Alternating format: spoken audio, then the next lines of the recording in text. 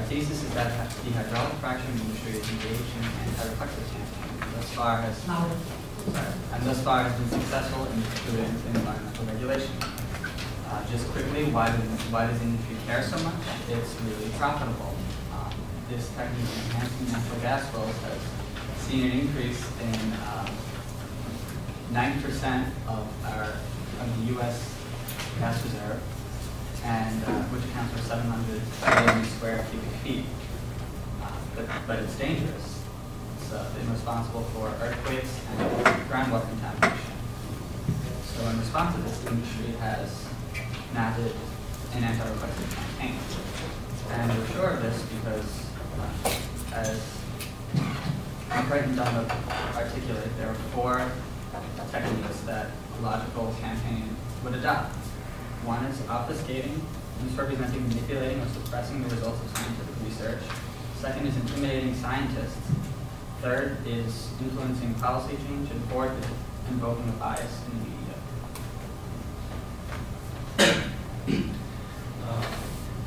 The first technique of anti-reflexivity is the obfuscating, misrepresenting, manipulating, or suppressing the results of scientific research. We're going to show these examples through 2 cases that we examined. The first case is the Cornell study on methane emissions. As you can see in our graph, the pink bar represents fugitive methane emissions, and fracking has such high fugitive methane that it actually pushes the greenhouse gas effect above that of coal or oil. At least that's what the study said based off new methane research as well as a revised 20-year life cycle analysis. However, there was industry scientists were quick to suppress this information. This is the ANGA website. ANGA is the American Natural Gas Alliance. They've posted 7 counter articles, only I think 3 of which are actually peer-reviewed. And they go so far as to post their own opinion right here, basically saying that this is a false study and that it is methodologically wrong. Another example is the Penn State study. The Penn State study examined the economic benefits of fracking in the state of Pennsylvania. They concluded that in 2010, fracking would represent a $3.87 billion revenue increase, as well as 44,000 created jobs. Many the industries are using this data to support fracking and deregulation in that state. However, this report is not complete. As Susan Christopherson points out in her report, there are several things lacking, such as economic damages, as well as the possibility of a boom-bust scenario. However, the gas companies do not mention these possibilities in when they use this data, because it would make their industry look less viable. And lastly, for the funding for these 2 studies, the Cornell study was funded by independent research grants that support environmental research.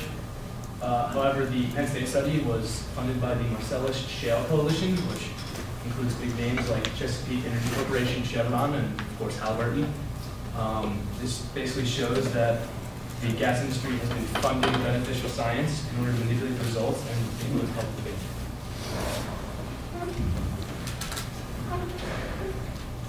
So the second technique that's been used in anti-reflexivity is the hydraulic fracturing industry has been to intimidate and threaten sanctions on individual scientists. And Wright and Dunlop talk about 2 ways of doing that. The first being threatening individual scientists working for private universities, and the second one being limiting individual scientists, censoring and influencing what they can say and to whom they can reach out, the ones who are working for government agencies.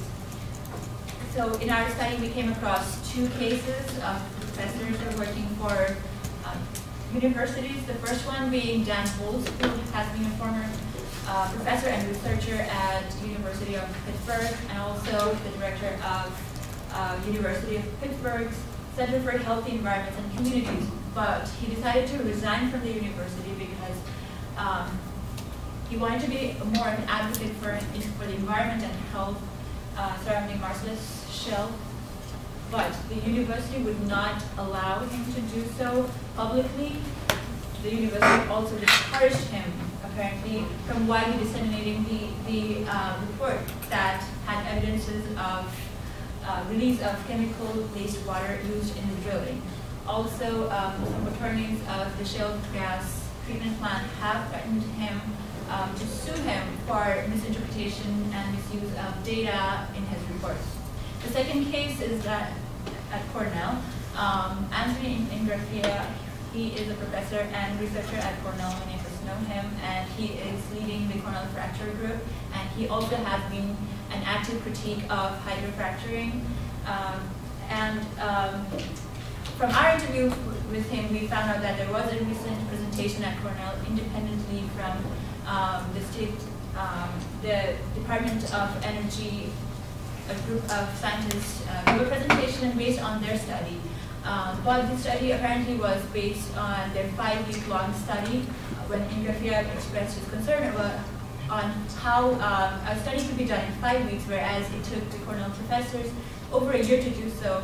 They indicated that they were delegated to do so. Apparently somebody from the White House called Secretary Chu, the Secretary of Energy, to do something to negate the report of Cornell. So these two are good examples to show that active efforts have been put down there to discredit the work of these scientists. So the third technique that fracking companies have used to accomplish their own political goals is the invocation of existing or the creation of new political procedures. There have been 2 recent examples of this that are particularly salient that have happened within the last 10 years. First being the Energy Policy Act of 2005. This contains a section in which fracking companies are exempted from disclosing the fluid mix they use to open their gas wells, and basically deregulates the entire industry by allowing them to circumvent the Clean Air Act, Clean Water Act, and the Safe Drinking Water Act. It's called Halpern loophole because the section was based off a 2004 EPA report that found fracking completely safe and without environmental risk, which has obviously been debated. The fact is that Cheney himself, as vice president, commissioned the report and appointed the task force, and saw fit to include such figures as technical advisors to Halliburton, and several other industry figures. There's an obvious conflict of interest here, and this is a clear demonstration of how the companies and corporations have used political procedures to circumvent regulation. The second example is the recent Citizens United case, Citizens United versus the Federal Election Commission, in which the Supreme Court decided that the government could not regulate the amount of money that corporations give to political candidates. Corporations have used this power to donate virtually unlimited sums of money to candidates who will support deregulation in the industry in general. And this is a huge example of undemocratic influence on elections. This is evidenced by the fact that over 2010 and 2011, over $20.5 million was donated to current members of Congress, and specifically members of Congress who voted for the 2005 Energy Policy Act received an average of $75,000, whereas members who voted against it received only $10,000. And this is a clear violation of policy and another example of the anti-reflexive techniques corporations use. The fourth anti-reflexive technique that we examined is invoking an existing bias in the media. And this essentially involves equating objectivity with presenting both sides of the story, and portraying issues as highly controversial, no matter how they're actually weighted in terms of public opinion, and feeling obligated to include the opinion of contrarian scientists who are treated as experts. And I'll talk a little bit more about the influence of conservative news commentators on influencing public perception of environmental issues. In a recent New York Times article about Cooperstown, New York, it described the situation of fracking in the community, the proposed fracking in Cooperstown, New York, and it was presented as a controversial dispute in which neighbor was pitted against neighbor. But in response to this, a community member from Cooperstown wrote a letter to the editor explaining that she objected to how the New York Times had painted a picture of divisiveness, and said that in reality, 84% of the town is against fracking, while only 6% is for it. And the quote was, "Native or non-native, rich or poor, everyone will be adversely affected if fracking comes to our area, which is why nearly everyone who lives here opposes it so strongly." And a second method of invoking bias in the media is the fact that the media often feels obligated to include expert opinion from contrarian scientists and industry front groups, such as a recent example, the American Council on Science and Health wrote a letter to the Cornell Daily Sun expressing its pro-fracking views and discrediting the hyper-precautionary hysteria of people opposed to drilling. But in reality, this American Council on Science and Health is actually funded by Shell, Mobil, and other corporations.